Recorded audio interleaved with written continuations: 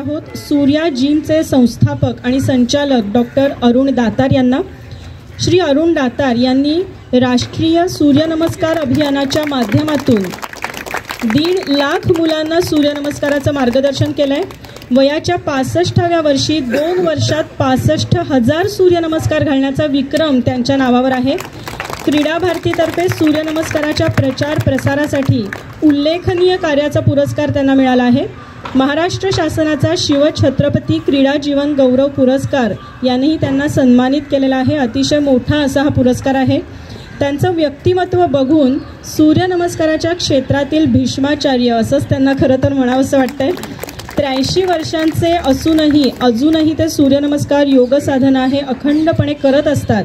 त्यामुळे त्यांचं स्वास्थ्य हे कसं त्यांनी उत्तम टिकवलं आहे हे वेगळं सांगण्याची गरज नाही। त्यांचं वय 83 आहे।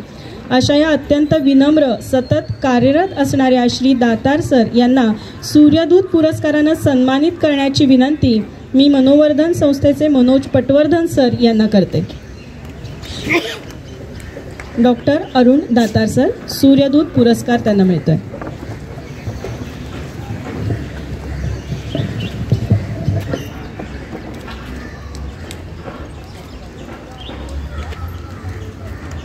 आपण जोरदार टाळ्या वाजवून मनापासून त्यांचं अभिनंदन करूया।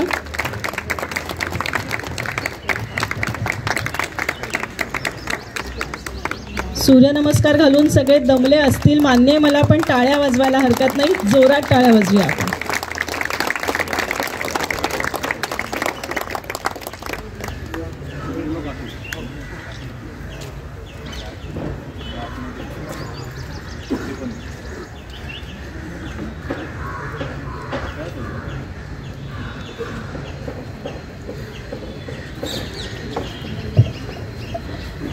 मी दातार सरांना विनंती करते की त्यांनी आपलं मनोगत थोडक्यात व्यक्त करावं।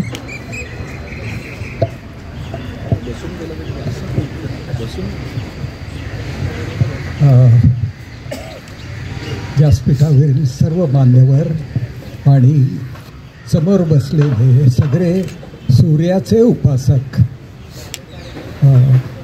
मला पटवर्धन सरांनी इथे बोलवून माझा सन्मान केला त्याबद्दल मी माझ्या मनातील कृतज्ञता भाव आधीच व्यक्त करतो आणि 2 मिनिटात मी माझं मनोगत संपवतो। सूर्यनमस्कार हा आपला भारताचा जगाला दिलेली एक खूप छान देणगी आहे। तो व्यायामाचा राजा आहे। सूर्यनमस्कार हा आपल्या सबंध शरीराला व्यायाम देणारा फक्त एकच व्यायाम प्रकार आहे भारतीय व्यायाम प्रकार किंवा पाश्चिमात्य व्यायाम प्रकारात। मी माझ्या PhD साठी एक विषय निवडला होता, वेट ट्रेनिंग म्हणजे आमचे वेटलिफ्टिंगचे व्यायाम आणि सूर्यनमस्कार असं कंपॅरेटिव्ह स्टडी असं केलं। त्याचं माझं थिसिस तयार झालेलं होतं, परंतु ऑलरेडी मला एक PhD मिळालेली होती। मग 2-2 PhD काही तुम्ही लिहू शकत नाही म्हणून ते राहून गेलं तसंच। पण त्याच्यात असं झालं की निदान 12 महत्त्वाचे फायदे सूर्यनमस्काराने होतात जे वेट ट्रेनिंगने होत नाहीत। शरीर बॉडी बिल्डिंगसाठी पॉवर लिफ्टिंगसाठी ते करतात, परंतु सूर्यनमस्काराचा जो व्यायाम आहे तो तुम्ही सर्वांनी करावा। यांनी जे सांगितलं इथे पुढच्या वेळेला भरलं पाहिजे। म्हणजे तुम्हाला जर का वर्ल्ड रेकॉर्ड करायचं असेल तर तुम्ही पुण्यातले अशा 50-100 तरी क्लब असतील की जे सूर्यनमस्काराचा असा रथसप्तमीला कार्यक्रम करतात। तर हे तुम्हाला सहज शक्य होईल, पण त्याच्यासाठी एक ग्राउंड पुरणार नाही। 3000 किंवा 5000 लोक जर का जमले तर इथे होऊ शकणार नाहीत। असे 10 ग्राउंड्स लागतील किंवा नेहरू स्टेडियमसारखं मोठं ग्राउंड लागेल। हां, SP कॉलेजचं, नेहरूपेक्षाही SP कॉलेज मोठं आहे ग्राउंड, तिथे करायला हरकत नाही। आणि नक्की त्यांनी जर का ठरवलं तर त्यांचे म्हणजे मनसेचेच बरेच लोक त्यांना कंपल्सरी येऊन निदान 25 सूर्यनमस्कार घाला असं जर का सरांनी सांगितलं तर तेही येतील आणि हे नक्की करता येईल.